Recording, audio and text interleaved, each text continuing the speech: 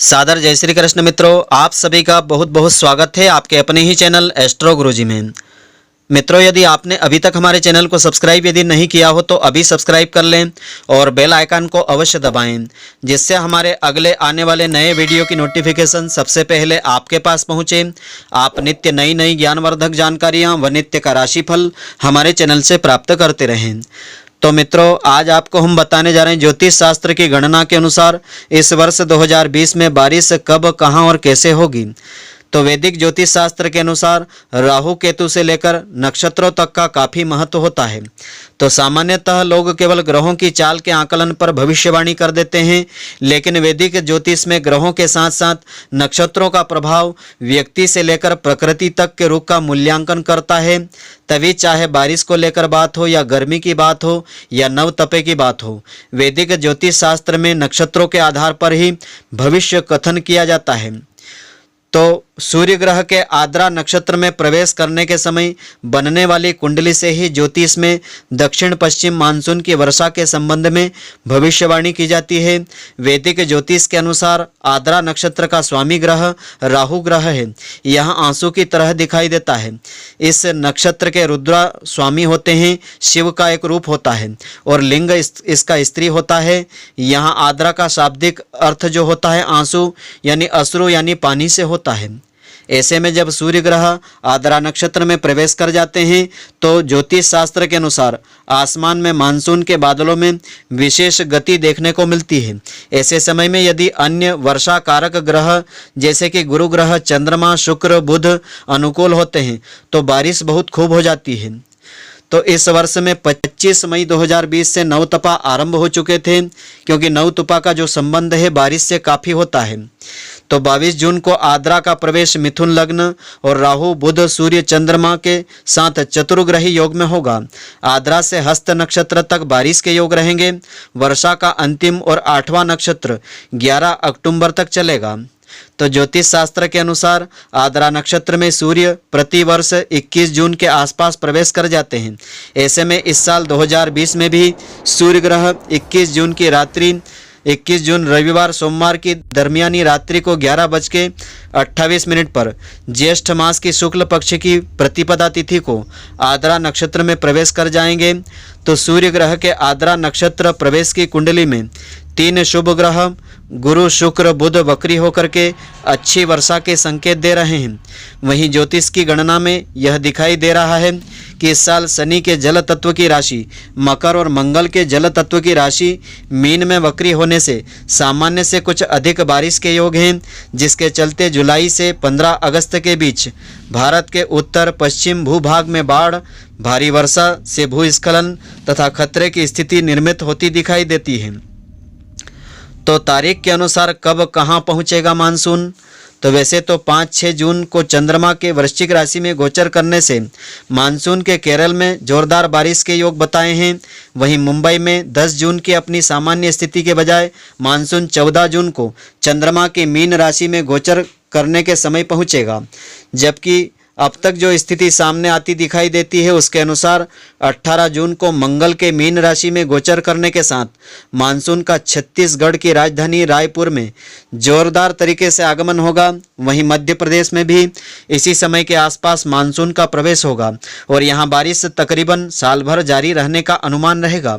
इसके अलावा सूर्य ग्रह के आद्रा नक्षत्र में प्रवेश करने के बाद यानी 22 जून तक मानसून बिहार, झारखंड, पूर्वी उत्तर प्रदेश में काफ़ी अच्छी बारिश करावेगा।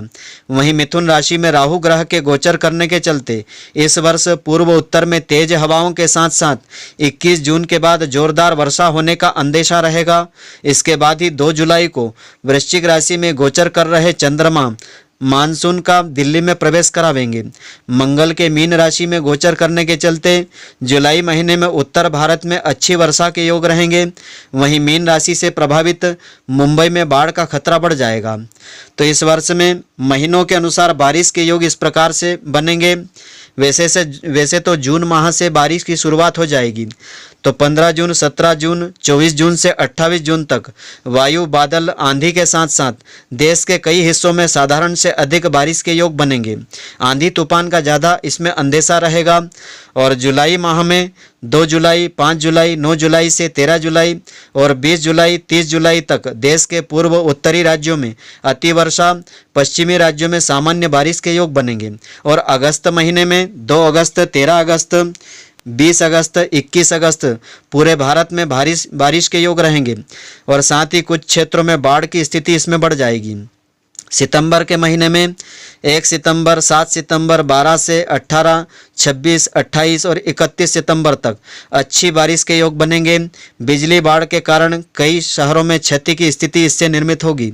अक्टूबर माह में 5 अक्टूबर को, 7 अक्टूबर को और 10 से 13 अक्टूबर और 19 से 30 अक्टूबर तक खंड बारिश के योग रहेंगे।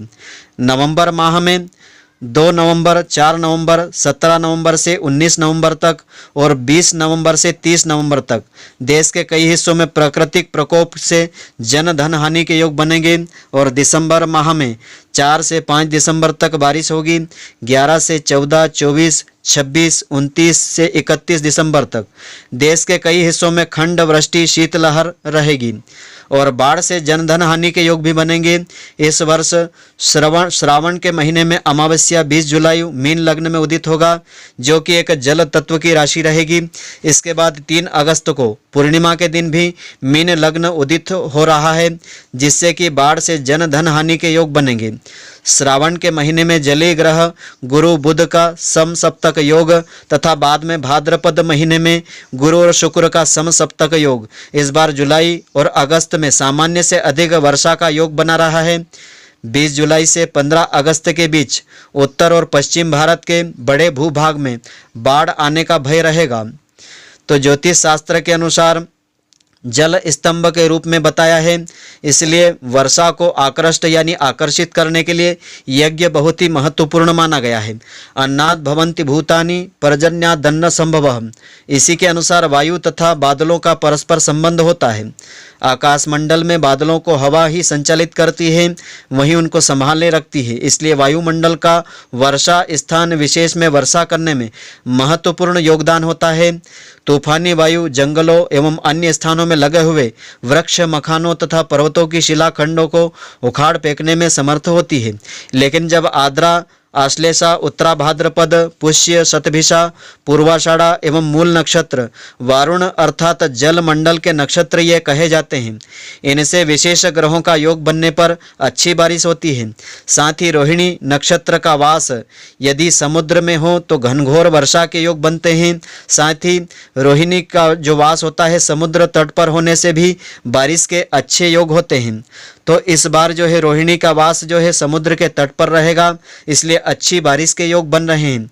इसलिए वर्षा का ज्ञान प्राप्त करने के लिए ज्योतिष शास्त्र के अनुसार वायुमंडल का भी विचार किया जाता है। तो धर्मशास्त्रों, ज्योतिष शास्त्र के अनुसार पूर्व तथा उत्तर की वायु चले तो वर्षा के शीघ्र योग बनते हैं। वायव्य दिशा की वायु के कारण तूफानी बारिश होती है। ईशान कोण की चलने वाली वायु वर्षा के साथ साथ मानव हृदय को प्रसन्न करती है। श्रावण में पूर्व दिशा की और भादों में उत्तर दिशा की वायु अधिक वर्षा का योग बनाती है। शेष महीनों में पश्चिमी वायु पछवा वर्षा वृष्टि से अच्छी मानी जाती है। तो वर्षा ऋतु, वर्षा का आरंभ आषाढ़ मास 14 शनिवार तारीख 20 जून को तथा सूर्य का पर्जन्य जो नक्षत्र आद्रा में प्रवेश आषाढ़ मास शुक्ल पक्ष की प्रतिपदा यानी पड़वा तिथि को सोमवार तारीख 22 जून को होगा। और 9 मेघों में संवर्त नाम का मेघ वृष्टि करावेगा। रोहिणी का वास तट पर इस बार रहेगा। समय का वास धोबी के घर पर रहेगा। आद्रा का प्रवेश मिथुन लग्न में हुआ है और मेघेश यानी मेघ का जो स्वामी रहेगा चंद्रमा होगा। तो वर्षा के इन आधारभूत सिद्धांतों पर यदि विचार करें तो चंद्रमा के मेघेश होने से गौ, भैंस, बकरी आदि से दूध की प्राप्ति होगी। फलवती, धान्यवती धरती रहेगी। पृथ्वी पर पर्याप्त उत्पादन होगा। वृक्षों, फलों में वृद्धि होगी। विभिन्न सुखों की प्राप्ति होगी। रोहिणी का वास जो तट पर होने से उपयोगी वर्षा के योग बनेंगे और अन्न धन में वृद्धि होगी। आद्रा का प्रवेश मिथुन लग्न में होने से सुभिक्ष कारक रहेगा, यानी काफ़ी अच्छा रहेगा। प्राकृतिक विपदा पूर्व उत्तर में पर्याप्त बारिश होगी, पश्चिम में थोड़ी सी कमी रहेगी, दक्षिण भाग में खंड वृष्टि, उत्तर भाग में अतिवृष्टि, बाढ़ तूफान से हानि के योग बनेंगे। सर्वत्र समान वृष्टि नहीं होगी, खंड बारिश के योग भी बनेंगे। वैसे मध्य प्रदेश में सामान्य वृष्टि के योग रहेंगे। तो मित्रों, आशा करता हूं कि आपको हमारी यह ज्ञानवर्धक जानकारी पसंद आई होगी। यदि आपको पसंद आई हो तो आप हमारे वीडियो को लाइक व शेयर अवश्य करें। धन्यवाद। जय श्री कृष्ण मित्रों, फिर मिलेंगे।